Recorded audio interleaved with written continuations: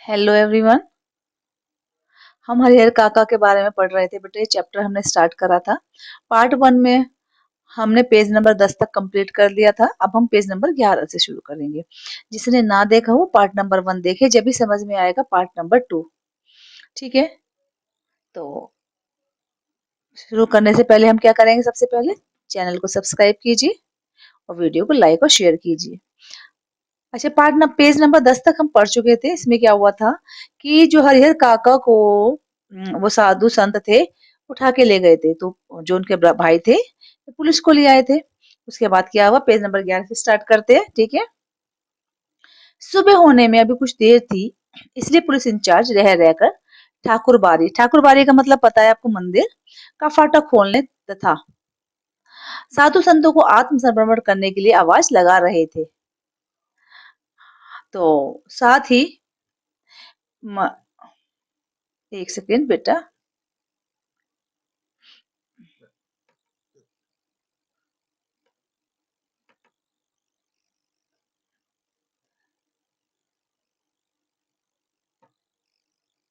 हाँ, कि भाई पुलिस वाले कह रहे साधु संतों को कि आवाज लगा रहे थे कि आप आत्मसमर्पण कर दीजिए।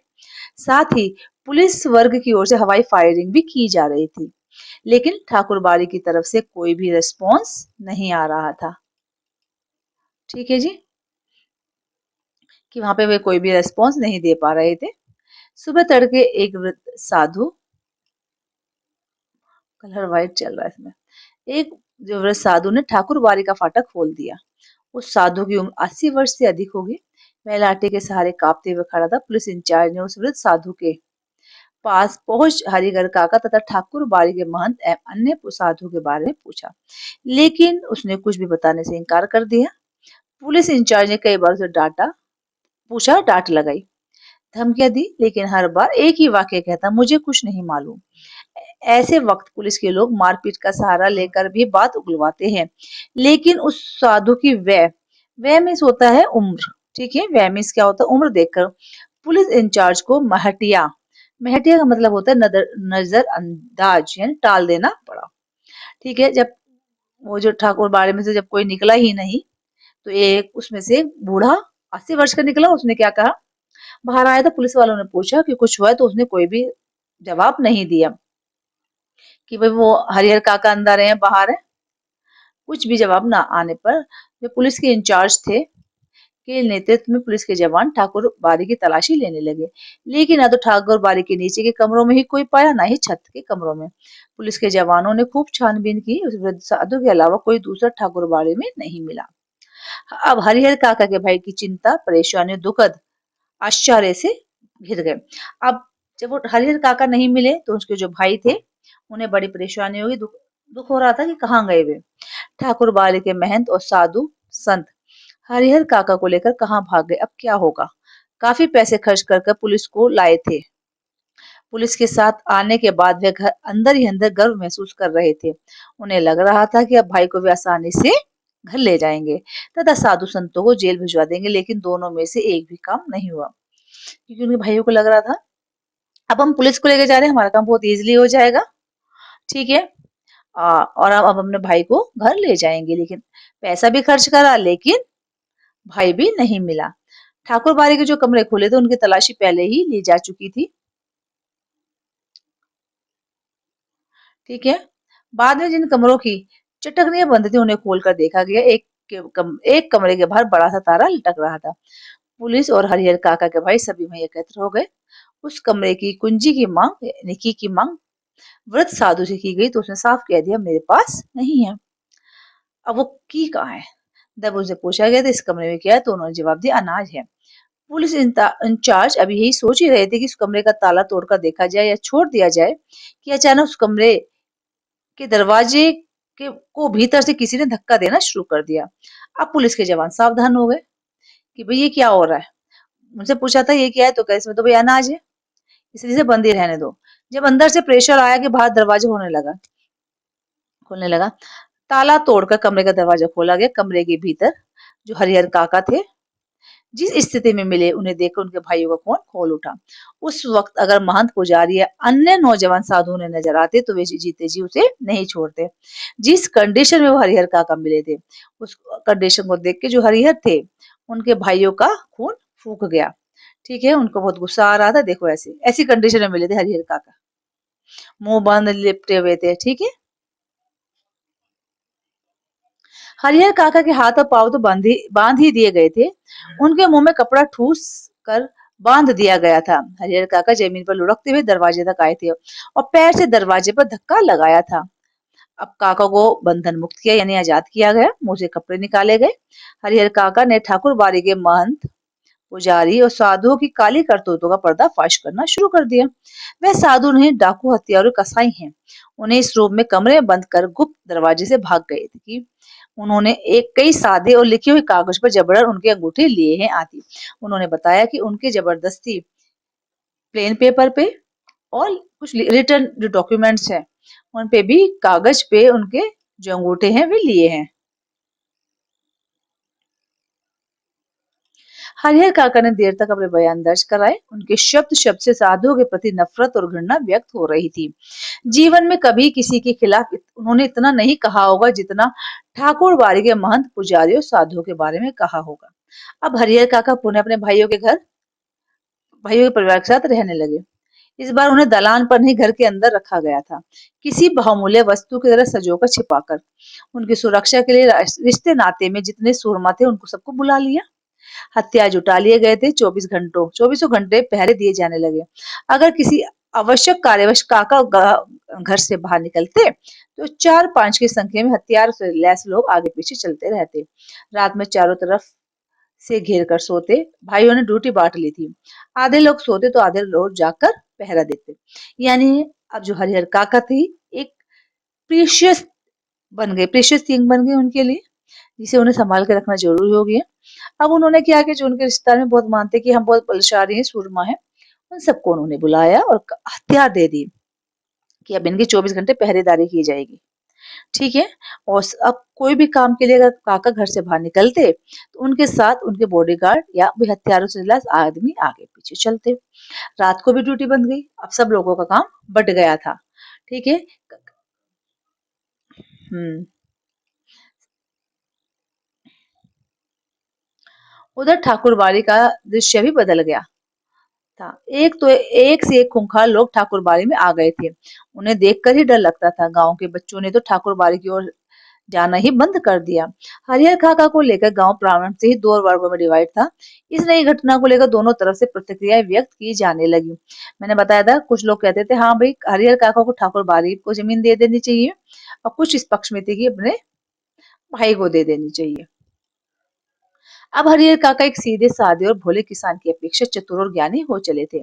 वह महसूस करने लगे थे कि उनके भाई अचानक उनको जो आदर, सम्मान और सुरक्षा प्रदान करने लगे हैं, उसकी वजह उन लोगों के साथ उनके सगे भाई का संबंध नहीं बल्कि उनकी जायदाद है।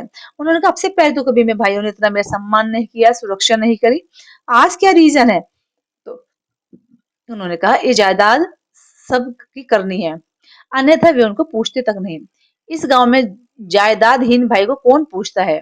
हरिहर काका को अब सब नजर आने लगा था। महंत की चिकनी चुपड़ी बातों के भीतर की सच्चाई भी वे अब जान गए थे। ठाकुर जी के नाम पर वे अपना और अपने जैसे साधु का पेट पालते हैं। उसे धर्म और परमार्थ से कोई मतलब नहीं है। निज स्वार्थ के लिए साधु होने और पूजा पाठ करने का ढोंग रचाया था। साधु के बाने में महंत, पुजारी और अन्य सहयोगी लोभी, लालची और कुकर्मी है। तो उन्हें अब जो साधु थे उन सबसे नफरत हो चुकी थी। वो उन्हें इतने बुरे लगने लगे थे कि ये सब ढोंगी हैं। और साधु के बेस में क्या है वे? पाखंडी। और वे दूसरों को अपना पेट भरते, दूसरों का बेवकूफ बना के। ठीक है, छल, बल और कल। कल का मतलब होता है बुद्धि। कल का मतलब होता है बुद्धि। किसी भी तरह धन अर्जित कर बिना परिश्रम किए आराम से रहना चाहते हैं। अपने घृणित इरादों को छिपाने के लिए ठाकुर बाड़ी को उन्होंने मीडियम बनाया, माध्यम, और एक ऐसे माध्यम जिस पर विश्वास ना किया जा सके। इसलिए हरिहर काका ने मन ही मन तय कर लिया कि अब महंत को वो अपने पास फटकने तक नहीं देंगे, साथ ही अपनी जिंदगी में अपने जायदाद अपने भाइयों को भी नहीं लिखेंगे, अन्यथा फिर वह दूध की मक्खी की तरह हो जाएंगे। लोग निकाल कर फेंक देंगे, कोई उन्हें पूछेगा तक नहीं। बुढ़ापे का दुख बिताए नहीं बीतेगा। उन्होंने कहा, अगर मैंने अपनी जायदाद अपने भाइयों के नाम कर दी तो मेरी हालत ऐसी हो जाएगी जैसे दूध में से मक्खी निकाल कर फेंक देते हैं, कोई मुझे पूछेगा भी नहीं। फिर बुढ़ापे में मेरा दुख कौन दुख बिताए नहीं बीतेगा। ठीक है, इतनी कंडीशन खराब कर देंगे ये लोग। लेकिन हरिहर काका सोच कुछ और रहे थे और वातावरण कुछ और तैयार हो रहा था। देखो, हम सोचते कुछ है और हो कुछ और जाता है, ऐसा नहीं है। ठीक है, अब हरिहर काका कुछ और सोच रहे थे और जो एनवायरनमेंट है कुछ और तैयार हो रहा था। ठाकुर बाड़ी से जिस दिन उन्हें वापस लाया गया था, उसी दिन उनके भाई और रिश्ते नाते के लोग समझने लगे थे कि विधिवत अपने जायदाद भी अपने भतीजों के नाम लिख दें। उन्होंने कहा कि भाई सही तरीके से जो जायदाद है अपने भतीजों के नाम लिख दें। वह जब एक ऐसा नहीं करेंगे जब तक महंत की गिद्ध दृष्टि उनके ऊपर लगी रहेगी। उन्होंने कहा, अगर वे अपनी जायदाद भतीजों के नाम कर देंगे तो महंत जो है उन पर नजर गड़ाए बैठे गिद्ध की तरह वो फिर ऐसा नहीं कर पाएगा। सिर पर मंडरा रहे तूफान से मुक्ति पाने के लिए उनके समक्ष अब यही एकमात्र रास्ता है। सुबह दोपहर शाम रात बस यही चर्चा। काका साफ नकार देते, मेरे बातों मेरी जायदाद इस परिवार को अपने आप ही मिल जाएगी, इसलिए लिखने का कोई अर्थ नहीं है। वे बार बार मना करे जा रहे पर वे मान ही नहीं रहे थे। महंत ने अंगूठे के जो जबरन निशान लिए हैं उसके खिलाफ मुकदमा हमने किया ही है, कि वे हमने मुकदमा कर दिया कि महंत ने हमारे खिलाफ हमसे जबरदस्ती अंगूठे ले लिए हैं प्लेन पेपर पर। ठीक है, भाई जब जब समझाते समझाते हार गए तब उन्होंने डांटना और दबाव देना शुरू कर दिया। मैं तो प्यार से समझा रहे थे, भाई कर दो कर दो कर दो, जब नहीं माने तो उन्होंने उसे उन पर दबाव बनाना शुरू कर दिया। लेकिन काका इस रास्ते भी राजी नहीं हुए, स्पष्ट कह दिया कि अपनी जिंदगी में वह नहीं लिखेंगे। बस एक रात उनके भाइयों ने वही रूप धारण किया जो रूप महंत और उनके सहयोगी ने धारण किया था। यानी भाई पहले तो बड़े प्यार से उन्हें समझाते रहे, भाई अपनी जो जायदाद है वो मेरे नाम कर दो, मेरे नाम कर दो। लेकिन जब काका मान ही नहीं रहे थे कि नहीं, जीते जी तो मैं अपनी जो जमीन है वो किसी के नाम नहीं करूंगा। अच्छा, अब क्या था, भाई को गुस्सा आ गया। अब उन्होंने भी वही रूप धारण कर लिया जो महंत और सहयोगियों ने किया था उनके, कि भाई गुंडे का रूप, जबरदस्ती कराना। हरिहर काका को अपनी आंखों पर विश्वास नहीं हुआ। उनके वही अपने सगे भाई जो उनकी सेवा और सुरक्षा में तैयार रहते थे और जिन्हें अपना अभिनव समझते थे, जो उनकी नींद ही सोते और उनकी नींद जागते थे, उनके सामने हथियार लेके खड़े हैं और कह रहे हैं सीधे मन से कागजों पर जहां जहां जरूरत है अंगूठे के निशान बनाते चलो, अन्यथा मारकर यहीं घर के अंदर गाड़ देंगे, गांव के लोगों को सूचना तक नहीं मिलने पाएगी। अब ये भाई है, देख लो कितने बढ़िया कलयुगी भाई है। अब वो देख रहे, अरे ये भाई कितने बेहतरीन है मेरे। अगर पहली वाली बात होती तो हरिहर काका डर जाते। अज्ञान की स्थिति में ही मनुष्य मृत्यु से डरता है। जब मनुष्य को ज्ञान नहीं होता उस कंडीशन में वो मृत्यु से डरता है, लेकिन ज्ञान होने के बाद तो आदमी आवश्यकता पड़ने पर मृत्यु को वर्ण करने के लिए यानी ग्रहण करने के लिए भी तैयार हो जाता है। अब हरिहर काका ने सोच लिया कि ये सब एक बार ही उन्हें मार दे तो वह ठीक होगा, लेकिन जमीन लिखकर रमेशर की विधवा की तरह शेष जिंदगी वे घुट घुट कर मरे, यह ठीक नहीं होगा। ठीक है, रमेशर कौन थी? ये कह रहे, अगर काका कह रहे हैं कि अगर ऐसा है कि जमीन के लिए ही ये ऐसा कर रहे हैं तो ऐसा है, ये मुझे मार ही दे, बढ़िया, एक बार ही मर के पीछा छूट जाएगा। जो एक औरत थी उनके ही गांव में, नाम था उसका रमेशर बंदा, उसकी विधवा, उसकी जिंदगी घुट घुट कर मरी। कैसे? जो रमेश्वर की विधवा को बहला फुसलाकर उसके हिस्से की जमीन उसके भाइयों ने लिखवा ली। शुरू में तो उसका खूब आदर मान किया, लेकिन बुढ़ापे में उसे 2 जून का खाना यानी 2 टाइम का खाना भी अखरने लगा। अंत में उसकी वह दुर्गति हुई कि गांव के लोग देखकर सिहर जाते। हरिहर काको को लगता कि अगर रामेश्वर की विधवा की ने अपनी जमीन नहीं लिखी होती तो अंत समय तक लोग उसके पांव पखाड़ रहे होते। इसलिए उन्होंने कहा कि मैं अपनी जो स्थिति है रमेशर की विधवा की तरह नहीं करना चाहता, अपना बुढ़ापा बेकार नहीं करना चाहता। अगर ये लोग मारना चाहते हैं तो मार दे, मुझ पे कोई फर्क नहीं पड़ता, मार देंगे ठीक रहेगा, लेकिन तिल तिल मरने से बढ़िया है कि एक बार मर जाऊं। ठीक है, हरिहर काका गुस्से में खड़े हो गए और गरजते हुए बोले, मैं अकेला हूँ, तुम सब इतने हो, ठीक है मुझे मार दो, मैं मर जाऊंगा, लेकिन जीते जी एक धूर जमीन भी तुम्हें नहीं लिखूंगा। तुम सब ठाकुर बाड़ी के महंत से तनिक भी कम नहीं हो। देखते हैं कैसे लिखोगे, कैसे नहीं लिखोगे। लिखना तो तुम्हें ही है, चाहे हंस के लिखो या रो के। ये इनके भाइयों के शब्द हैं कि भाई साहब लिखना तो तुम्हें पड़ेगा ही, चाहे रो लो चाहे हंस लो, प्यार से लिखो या गुस्से में लिखो, जमीन तो हमारे नाम करनी ही पड़ेगी। डंडे लेके तो खड़े हैं भाई ये तीनों। और ये हरिहर काका। जमीन जायदाद इतनी बुरी चीज है कि अपनों को भी पराया कर देती है। हम्म। हरिहर काका के साथ उनके भाइयों की हाथापाई शुरू हो गई। हरिहर काका अब उस घर से निकलकर बाहर गांव में भाग जाना चाहते थे, लेकिन जो उनके भाइयों ने उन्हें मजबूती से पकड़ रख लिया। प्रतिकार करने पर अब वे प्रहार भी करने लगे थे। अकेले हरिहर कई लोगों से जूझ सकने में असफल थे। फलस्वरूप उन्होंने अपनी रक्षा के लिए खूब जोर जोर से चिल्लाना शुरू कर दिया। अब भाइयों को चेत आया कि मुंह तो पहले ही बंद कर देना चाहिए था। उन्होंने बिना देर करे उनके मुंह में कपड़ा ठूस दिया, लेकिन ऐसा करने से पहले ही काका की आवाज गांव में पहुंच गई थी। टोला पड़ोस के लोग दलान में जुटने लगे। ठाकुर बारी के जो पक्षधरों के माध्यम से तत्काल यह खबर महंत तक भी चली गई, जो महंत उन्हें उठा के ले गए थे। वहां तक भी खबर पहुंच गई। अब उनके भाई उनके संग हाथापाई कर रहे हैं। ठीक है, और गांव के लोग भी आ गए।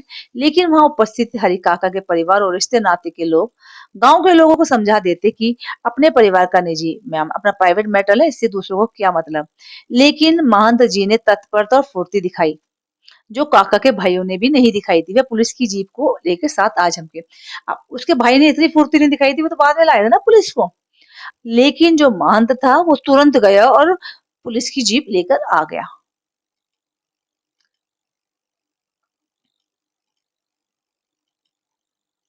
ठीक है, पुलिस आने के बाद जो निजी मैटर मैटर था कहते हैं वो खत्म हो गया। घर की तलाशी शुरू हुई। फिर हरिहर काका को उससे भी बदतर हालात में बरामद किया गया। उस हालत में ठाकुर बाड़ी से उन्हें बरामद किया था। यानी जो ठाकुर बाड़ी में उनकी कंडीशन थी उससे भी बुरी हालत में उन्हें बरामद किया गया। बंधन मुक्त होने और पुलिस की सुरक्षा पाने के बाद उन्होंने बताया कि उनके भाइयों ने उनके साथ बहुत जुल्म अत्याचार किए हैं, जबरन अनेक कागजों पर उनकी अंगूठी के निशान ले लिए हैं और उन्हें खूब मारा पीटा है। उनकी कोई भी दुर्गति बाकी नहीं छोड़ी है। अगर और थोड़ी देर तक पुलिस ना आती तो वे उन्हें जान से मार देते।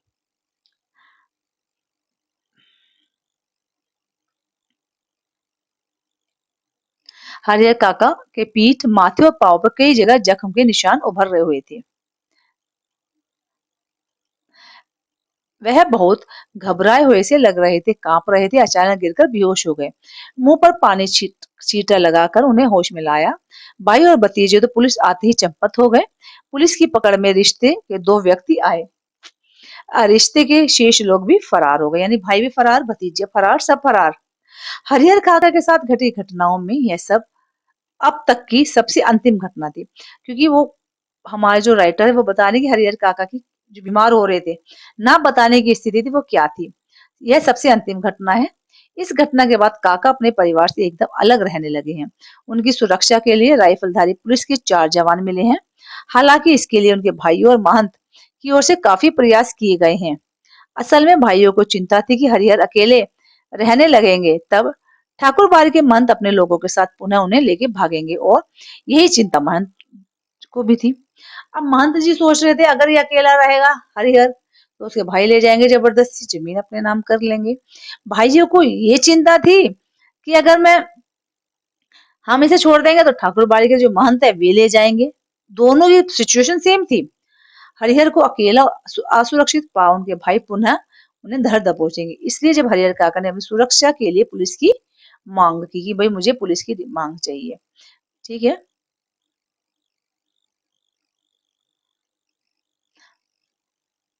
हम्म। तब नेपथ्य में रहकर ही उनके भाइयों और महंत जी ने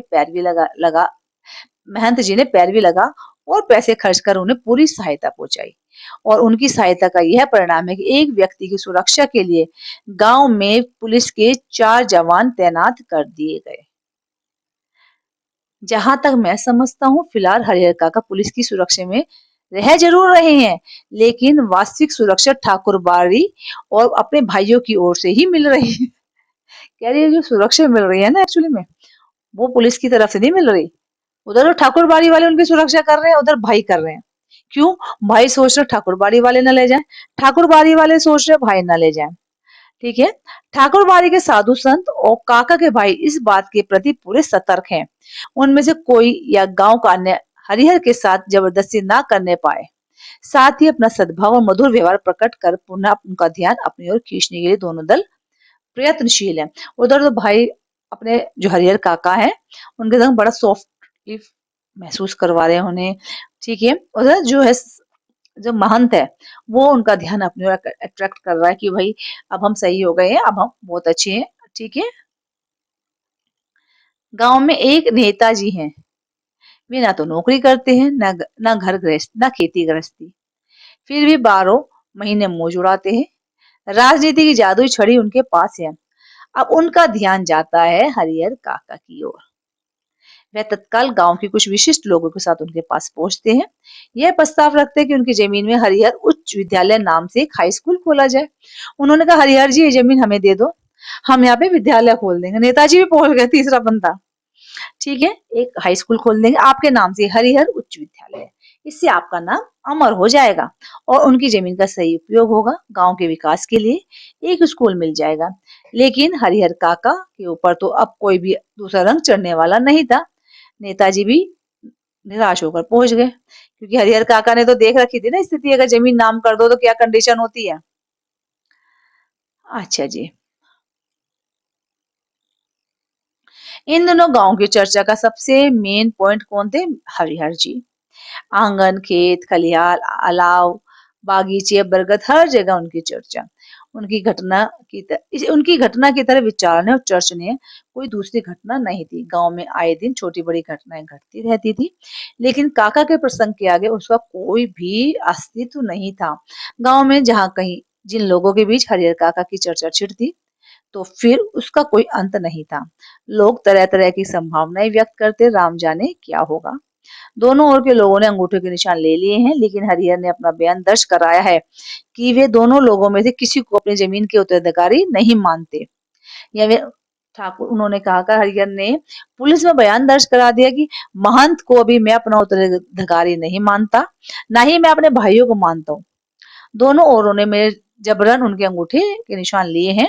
इस स्थिति में उनके बाद उनकी जमीन, उनकी जायदाद का हकदार फिर कौन होगा? अब लोगों के बीच ये बहस छिड़ रही थी। ना तो महंत है, ना भाई है। अब कौन उनकी जमीन का हकदार होगा? लोगों के बीच जो बहस छिड़ जाती, उत्तराधिकारी के कानून पर जो जितना जानता है उससे 10 गुना अधिक उगल देता है। यानी जानता तो इतना है, उगलता इतना है। ठीक है ना। फिर भी कोई समाधान नहीं निकलता, रहस्य खत्म नहीं होते, आशंकाएं बनी ही रहती हैं। लेकिन लोग आशंकाओं को नजरअंदाज कर अपनी पक्षधरता शुरू कर देते हैं कि उत्तराधिकारी ठाकुर बारी को मिलता तो ठीक रहता। दूसरी ओर के लोग कहते हरिहर के भाइयों को मिलता तो ज्यादा अच्छा रहता। यानी गांव दो पक्षों में डिवाइड हो गया था, है ना। ठाकुर बारी के संतों काका के भाइयों ने कब क्या कहा, यह खबर बिजली की तरह एक ही बार समूचे गांव में फैल जाती है। खबर झूठी है कि सच्ची, इस पर कोई ध्यान नहीं देता। कोई भी कुछ कहे तुरंत ही सबके हाथ लग जाती, जिसे खबर हाथ लगती वह नमक मिर्च लगाकर और उसे चटका कर आगे बढ़ा देता। ये खबर आती है कि महंत जी और हरिहर काका के भाई इस बात के लिए अफसोस कर रहे हैं कि अंगूठे के निशान लेने के बाद हरिहर को खत्म क्यों ना कर दिया हमने, बात ही आगे ना बढ़ती। अब दोनों इस अफसोस में रह गए। भाई सोचे काश हरिहर के हमने निशान लेके उसे मार दिया होता। महंत जी सोच रहे हैं खामखा उसे दबोच के अंदर फेंका, उसे भी मार दिया होता। ठीक है। एक दूसरी खबर आती है। क्या खबर आती है? हरिहर मरेंगे तो उन्हें अग्नि प्रदान करने के लिए ठाकुर बाड़ी के साधु संतों और काका के भाइयों के बीच काफी लड़ाई होगी। वे कहेंगे हम इन्हें अग्नि देंगे, वो कहेंगे हम। दूसरी ओर से अग्नि प्रदान करने का निश्चय हो चुका है। इस संदर्भ में उनकी लाश हस्तगत करने के लिए खून की नदी बहेगी। बंदा मरा नहीं है। तीसरी खबर आती है कि हरिहर काका की मृत्यु के बाद उनकी जमीन पर कब्जा करने के लिए उनके भाई अभी से तैयारी कर रहे हैं। इलाके के मशहूर डाकू बुट्टन सिंह से उन लोगों ने बातचीत पक्की कर रही है कि हरिहर मर जाएगा तो बुट्टन तू हमें जमीन दिलाएगा साधु संतों से। हरिहर के 15 बीघे खेत में से 5 बीघे बुट्टन लेगा, दखल उसे दखल करा देंगे। इससे पहले भी इस तरह के 2-3 मामले बुट्टन ने निपटाए हैं। पूरे इलाके में उसके नाम की तूती बाजती है। कितनी बातें चल रही हैं देखो गांव में। ठीक है। चौथी खबर छपती है, महंत जी ने निर्णय ले लिया है कि हरिहर की मृत्यु के बाद देश के कोने कोने से साधुओं और नागाओं को वो वहां बुलाएंगे। ठीक है। रहस्यमत और भयानक खबरों भयावनी एक सेकेंड खबरों से गांव का आकाश आच्छादित यानी जस्ट a minute, ढक गया था। दिन प्रतिदिन आतंक का माहौल गहराता जा रहा था। ठीक है। सबके मन में यह बात थी कि हरिहर कोई अमृत पीकर तो आया नहीं है, एक ना एक दिन तो उसे मरना ही है। फिर एक दिन एक भयंकर तूफान की चपेट में यह गांव आ जाएगा। उस वक्त क्या होगा कुछ कहा नहीं जा सकता। यह कोई छोटी लड़ाई नहीं, एक बड़ी लड़ाई है। जाने अनजाने पूरा गांव इसकी चपेट में आएगा ही। इसी लोगों के अंदर भय है और प्रतीक्षा भी। ठीक है। एक ऐसी प्रतीक्षा जिसे झुठलाकर भी उसकी आगमन को टाला नहीं जा सकता। और हरिहर काका वह तो बिल्कुल मौन, वो अपनी जिंदगी के शेष दिन काट रहे हैं। एक उन्होंने नौकर रख लिया, वही बनाता खिलाता है। उनके हिस्से की जमीन में जितनी फसल होती है उससे अगर वह चाहते तो मौज की जिंदगी बिता सकते थे, लेकिन वह तो गूंगेपन का शिकार हो गए। कोई बात कहो, कुछ पूछो, कोई जवाब नहीं। खुली आंखों से बराबर आकाश को निहारा करते थे। सारे गांव के लोग उनके बारे में बहुत कुछ कहते सुनते हैं, लेकिन उनके पास कहने और कोई बात करने के लिए कुछ भी नहीं रहा। वे सोचते हैं कि दुनिया कितनी मतलबी है। ठीक है। अब उनके पास कुछ भी नहीं रहा। और पुलिस के जो जवान है हरिहर काका के खर्चे पर ही खूब मौज मस्ती कर रहे थे। जो 4 जवान रह रहे थे ना, हरिहर उन्हें भी खूब मस्ती करा रहे थे। जिसका धन वह रहे उपास, खाने वाला रहे विलास। अब तक जो नहीं खाया था दोनों जून उसका भोग लगा रहे हैं। यानी जो अब तक हरिहर काका ने नहीं खाया था वो खूब दबा दबा के खा रहे हैं और अपनी जिंदगी का आनंद ले रहे हैं। ये पाठ आपका बच्चों हो जाता है यहाँ समाप्त। ठीक है। हरिहर काका का इसके जो प्रश्न उत्तर हैं वे हम अगली वीडियो में करेंगे। अगर वीडियो पसंद आती हो तो उसे लाइक कीजिए, शेयर कीजिए और चैनल को सब्सक्राइब कीजिए।